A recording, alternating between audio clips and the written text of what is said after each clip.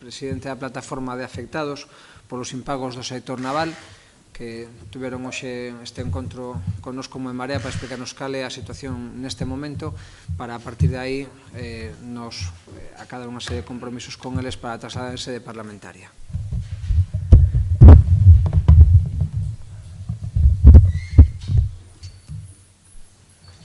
Podemos empezar? Sí. Nada, vimos aquí tratar de que nos boten unha man esta xente, non?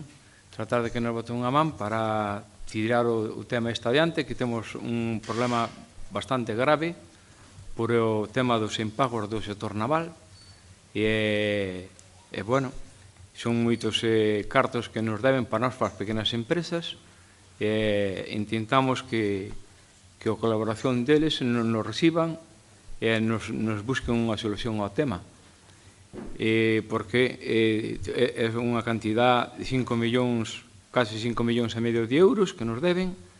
Nos tiñamos de obreros 540 homes a traballar ante as dúas empresas do sector naval, e, bueno, é unha situación insostenible porque ao largo destes 3 anos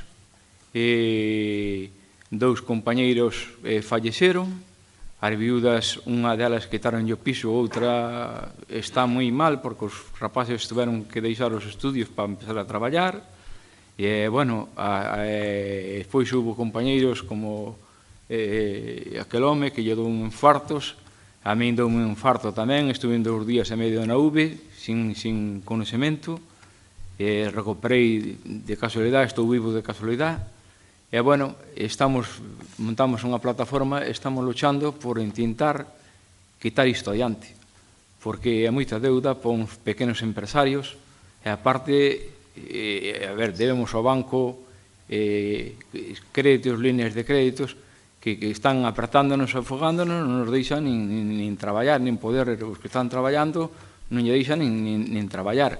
E aquí, pois, levamos tempo pedindo que nos boten unha man, pero, bueno, de momento a man non chegou. Parece ser que agora nos están botando unha man os homens na maneira que poden para poder intentar salir adiante. Iso é unha das cousas que quitamos, claro, que nos... Sí. Ben, bons días.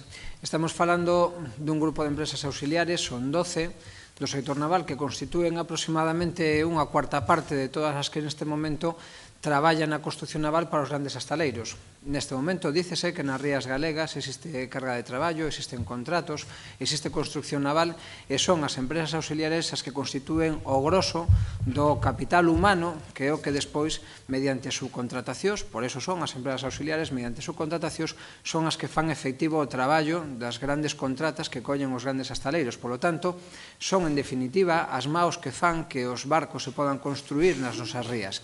De aí a importancia estratégica que teñen estas empresas para un sector como da construcción naval, do que nos reivindicamos o seu papel na dinamización económica, singularmente nas rías galegas e nas rías do sur de Galicia. Esta situación destas empresas ven ocasionada por un concurso que tivo lugar nesta década, no seu momento con o Asteleiro de Barreiras, onde, como consecuencia dunha quita do 80%, as principais prexudicadas desa incapacidade de cobrar de aquel traballo que fixeran foron as empresas que hoxe acudiron a nos expoñernos o seu problema. Nos aquí o que vemos é que estas empresas non foron responsables desta situación. Estas empresas fixeron o seu traballo, pagaron os seus traballadores, pagaron a Seguridade Social, pagaron a Facenda, e despois non viron como eses pagos que fixeran foran reembolsados precisamente por esa situación concursal dunha grande empresa do sector. Nos queremos alertar sobre a situación que supón que as empresas auxiliares non podan despois continuar o seu traballo. Isto dá lugar a un fenómeno que xa coñecen ben, que é a descapitalización humana do propio sector. As empresas quebran, os traballadores teñen que buscar a vida fora do país, e despois, cando ven carga de traballo, non existe quen se poda facer cargo del. Nos pensamos que a viabilidade e a boa saúde do sector auxiliar da construcción naval, que é o que estamos plantexando aquí, é fundamental para que o sector en sí mesmo poda sobrevivir. Agora existe carga de traballo e se vai a poder executar gracias a estas empresas que están salindo adiante a pesar destas dificultades. Ben, que é o que Marea compromete a partir de aquí, tendo en conta tamén cal son as peticións da plataforma. Quero sinalar, en primeiro lugar, que a Xunta de Galicia se comprometeu en unha reunión que a plataforma fai casi 2 anos, que nunca chegou a ter lugar, a pesar de que no seu momento chegaran a acordar data e hora, como quen di, non?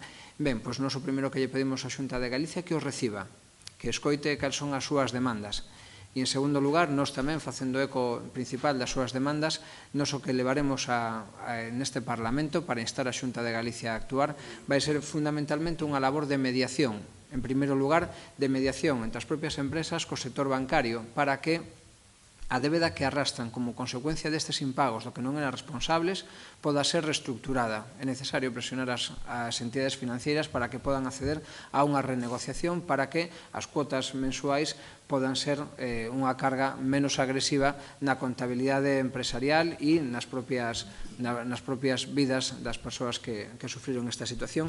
E, en segundo lugar, demandar do IGAPE, do Instituto Galego de Promoción Económica, un papel activo no asesoramento e no financiamento do acceso ás medidas, os mecanismos que prevé a Lei de Segunda Oportunidade. Como saben, foi unha lei aprobada hai 5 anos que buscaba que naqueles proxectos empresariais non culpables da situación de incapacidade de facer fronte aos pagos e ás débedas pudese articularse unha solución que require, entre outras medidas, unha determinada intervención, unha especie de concurso adaptado nesa propia lei que requiere un pequeno capital para a súa posta en marcha.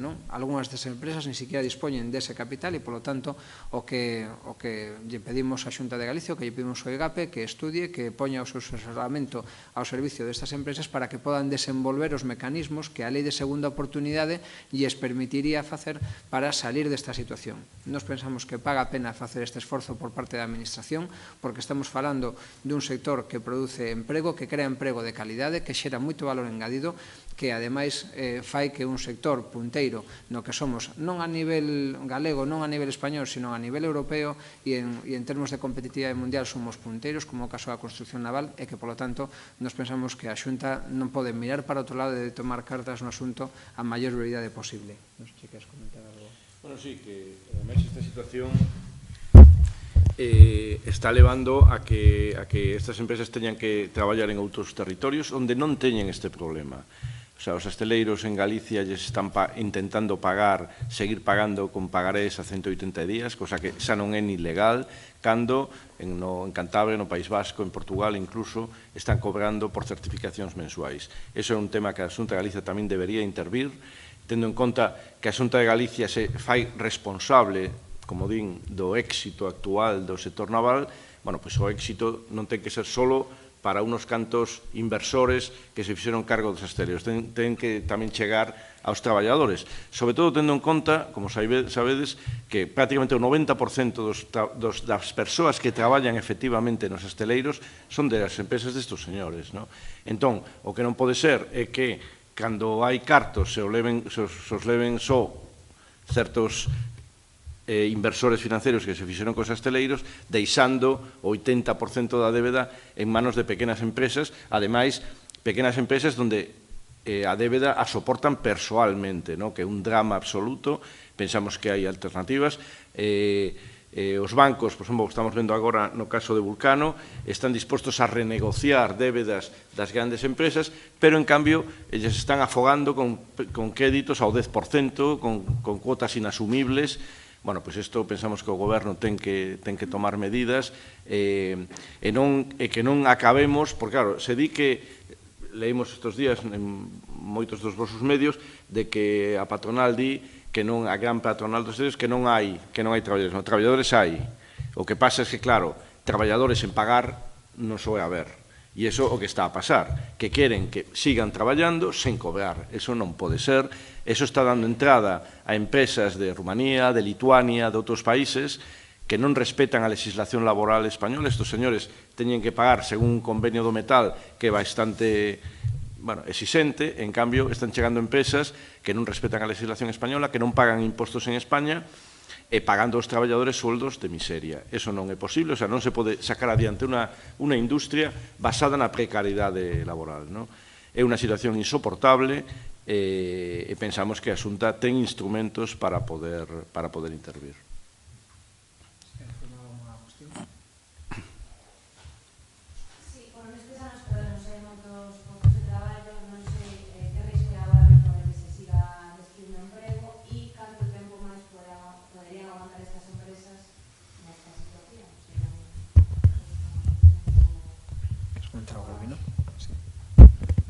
Isto, a ver, é insostenible. Se faz un traballo e non che pagan, como pode ser? E ti pagaches os obreros, pagaches a seguridade social, pagaches as líneas de crédito, as pólizas, me refiero, e pagas os gastos que hai de material, de ferramentas, unha cousa ou outra, como pode sostener? Isto é totalmente imposible. Totalmente imposible. Se o tío xoio que faz durante o mes, chega a fin de mes, non cobras, como podes sobrevivir? Isto o sabe calquera pequeno empresario, isto non é insostenible, non se pode tirar para dentro así non se pode aguantar, non hai forma. A ver, hai compañeros que non somos no caso de todos, hai compañeros que están traballando, pero, a ver, os que nos caiu un pau e outro pau en riba, incluso hasta 3 paus, non podemos levantar cabeza. Quixemos ainda cambiar de empresa e seguir con outra empresa, pero non foi posible. Non foi por non intentalo. O intentamos hasta con unha segunda empresa, pero non se pudo. Chegou un momento que houve que deixar, ou deixabas levar as tellas da casa, ou tiñas que coller e abandonar. Iso é o que hai. Bueno, un tema que das 12 empresas afectadas, a inmensa maioría neste momento están xa inactivas.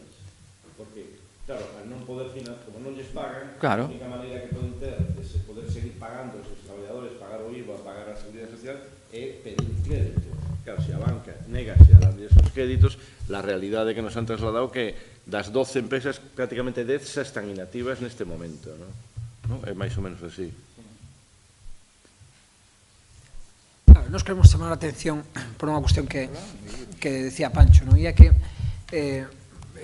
se non promovemos a supervivencia do sector auxiliar, o que vai acabar pasando é que como demanda de traballo hai, o peche destas empresas dará lugar a que veñan outras empresas foráneas que non crean riqueza no noso país e que, sin embargo, van a producir eso, máis paro no local, máis paro na ría, soldos máis miserables, condicións laborais moitas veces máis precarias e, desde logo, incluso desde o punto de vista da creación de riqueza nas propias rías, cero, porque son empresas que tributan fora de España, cando neste momento as auxiliares son todas empresas que teñen os seus domicilios fiscais en Galicia, que traballan con traballadores do país, que se someten aos convenios negociados no noso caso na provincia de Pontevedra, na provincia da Coruña, nos convenios colectivos galegos, e que, polo tanto, xeran renta, xeran riqueza, estabilidade e fixan poboación.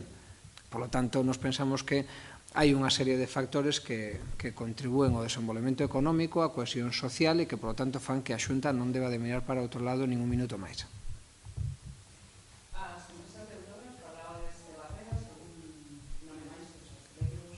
Hai máis, sí. A ver, non conviña dar moitos nombres porque hai compañeros que están traballando. Despois hai aquilo, o sea, ainda encima temos que coller e agachar a cabeza, non podes ainda encima falar a verdad. Iso fastidia. A mí gustaríame visitar vos nombres ahora de todos, pero non podemos facelo porque hai compañeros que están traballando e, claro, é un momento que non abundo o traballo e non podemos... Citamos nese caso, ese caso concreto dese concurso, porque foi un punto e aparte, digamos, e que foi un impacto moi grande para toda a industria auxiliar. Nos con isto tamén o queremos decir, non se trata de criminalizar as empresas debedoras, do que se trata é de prover solucións que permitan que as empresas auxiliares podan seguir adiante.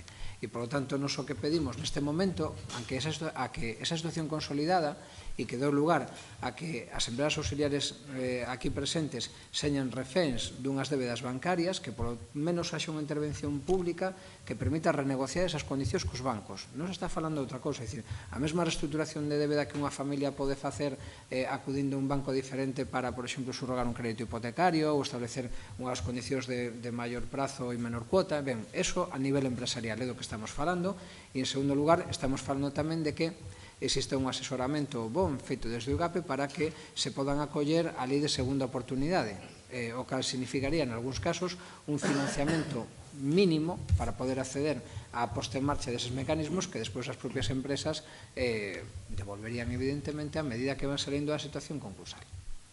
Se está a dar unha situación verdadeiramente paradigmática, que os bancos, en moitos casos, están, sabedes, unha das técnicas que se fai, que revender os créditos a empresas de recobro, e os bancos, por exemplo, pois les poden revender a débeda destes señores a unha empresa de recobro polo 6% da débeda, e en cambio a eles non lles ofrecen esa posibilidade.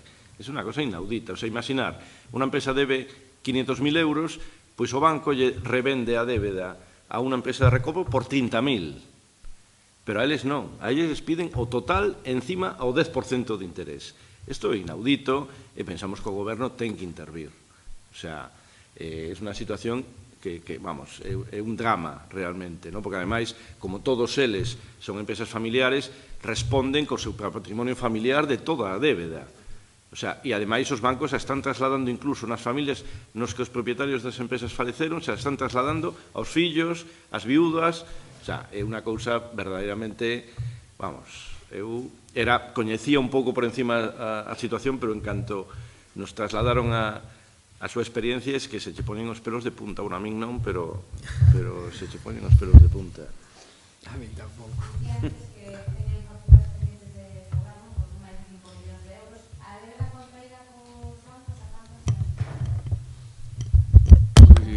A ver, non fixemos cuentas en este momento, non temos cuentas, pero a ver, somos bastantes, somos 12 compañeiros, pero bastante por...